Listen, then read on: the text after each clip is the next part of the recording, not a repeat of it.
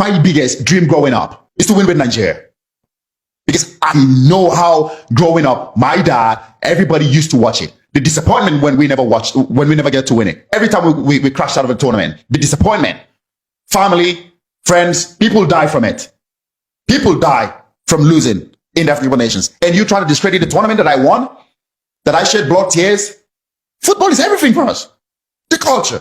We watch football, we die football, we eat football, we sleep football. And it's the amount of people that have supported from Africa, supported the English teams, just because we African players play for those English teams. Yeah. The African players we had back in our days. We celebrate, we worship, we enjoy our football back home. You know, the influx of players that helped build Chelsea Football Club, which is one of the biggest clubs right now in the Premier League. If our football is being run properly, if the people in charge run the football properly, everything is in structure.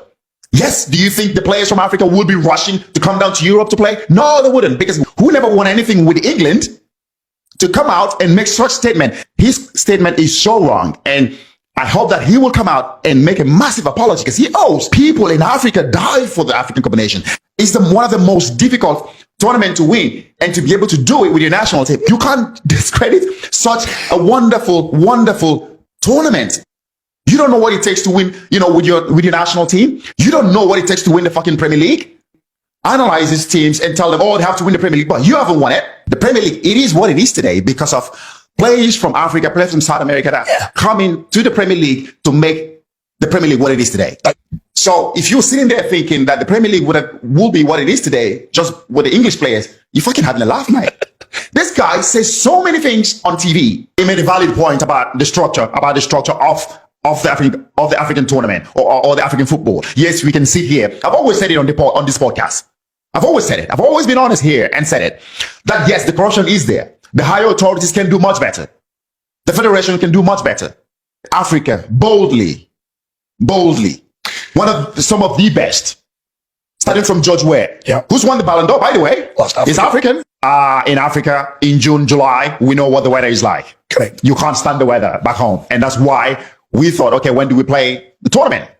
And of course, the best time to play is in December, January, because that's when the weather is bearable. And so for us, we've tried to change it so many times. We've tried to find out how can we change it? How can we fit into the calendar whereby is played same time as the Euro, same time, but we just can't. Do you think this statement like this from him helps? No. Players try to embrace their origin, where they're from, where their country from. He spent so many years playing for Liverpool. He didn't win the Premier League. And this is their week in, week out, telling people, teaching, coaching, trying to tell people how to win the Premier League. And you haven't won it. Yeah. I always rank the African nation same level as I rank the Champions League. So the African Cup of Nations is, I've always said it. I was privileged and lucky to have won so many major trophies in my football career. And I've always said it. The Champions League and the African Cup of Nations is my two biggest trophies that I did win with my in my career.